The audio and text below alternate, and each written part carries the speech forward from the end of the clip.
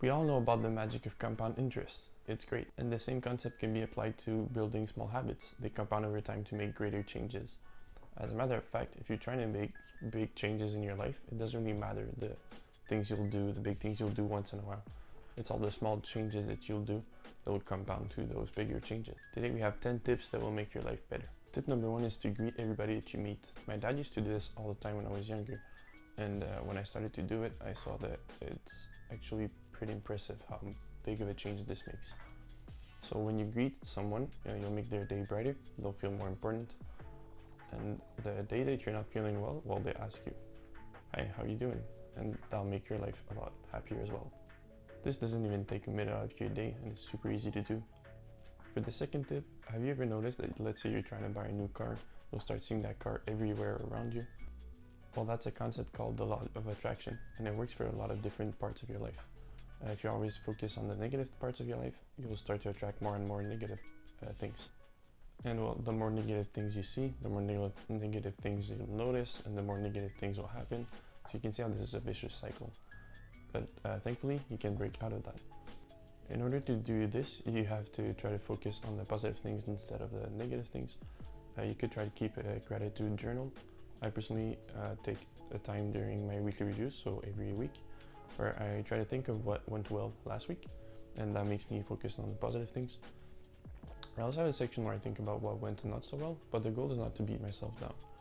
The goal is to reflect on those things and see how I can improve for next week. I started to get interested in productivity about 6 years ago, and I've tried a lot of different things. I've changed my systems a lot, and I'm now at somewhere that I feel works well for me, but it will probably change in the future.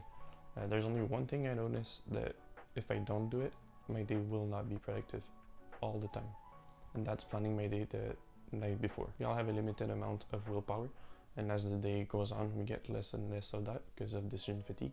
So planning your day the night before allows you to rely not on your willpower, and that means that once you check out one of your to-dos, you won't have to think about what's next, or you'll always be on track. Because if you never really know what you're supposed to be doing, well, at some point you'll stop being productive. The next tip is to get an alarm clock and leave your phone away.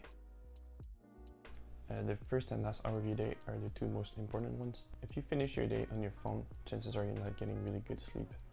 Me and my girlfriend now have a rule where at 10 p.m. we close all of our devices and we leave them somewhere else in the room. And since we've been doing that, well, I've personally been getting way better sleep, but we've also been having better evenings. And we actually focus on the movie that we're watching, we're having fun. We listen to the series that we want to listen to, we spend some time reading. It's really nice. You also want to get an actual alarm clock because you don't want the first thing you see every morning to be your phone with all the notifications trying to fight for your attention. There are tons of reasons why the first hour of your day shouldn't be spent on your phone, but one of them is the theta state, which is a state where your brain is super productive and creative.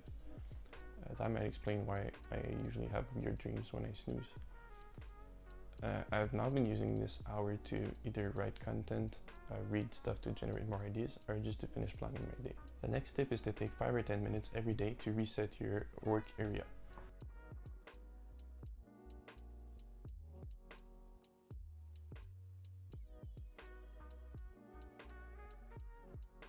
So just take that time to clean off your workspace. It could be a room or whatever. So that way, when you come in the next morning, your work area will be clean and ready for you to be productive. That also means that you'll be more organized, so it'll be easier to find things when you need them. The next tip is to revisit your goals every now and then. When you learn to bike, the key to staying up straight on a bike is to look far away.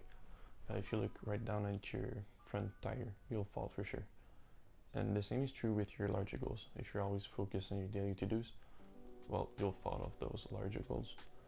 I personally look at my goals about every week when I do my weekly review. I try to have weekly goals that make sense with my larger goals. And I also spend some time every now and then looking at those larger goals a bit more seriously and trying to adapt them to my current situation, because your situation will change for sure at some point. And it's important that your goals also evolve. That's how we grow as people. Our next step is something you've heard for sure, is to get enough sleep. Sadly, that coffee is not magical, and you do actually need your 7 to 8 hours of sleep.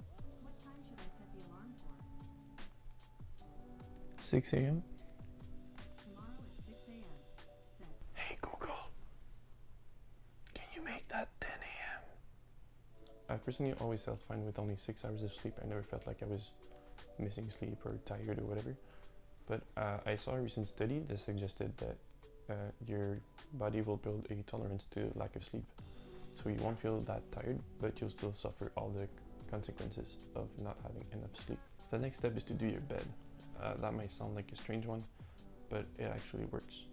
In Charles Duhigg's book, The Power of Habit, he refers to making your bed as a keystone habit, a habit that will empower bigger and larger habits or changes.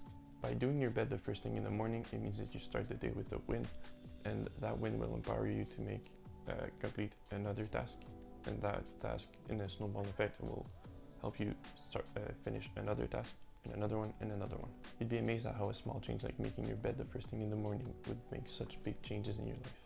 The next and final tip is to give yourself time to tinker and explore new things. When we're kids, we do that all the time, right? We're always playing with Legos, trying to figure out how the world around us works. Sadly, as we grow up, we tend to lose touch of our younger self that would learn by trying new things and exploring. Don't be scared to try new things and just jump in head first. I got back into photography, and well, I didn't know how the camera worked. I looked at a bunch of tutorials and I still couldn't really figure it out. It was just when I started to play around with it that, well, I figured it out. I have another useful tip for you. Try to work on beating your self-doubt, and I made this video on why we doubt ourselves and how to beat self-doubt. Have a good day.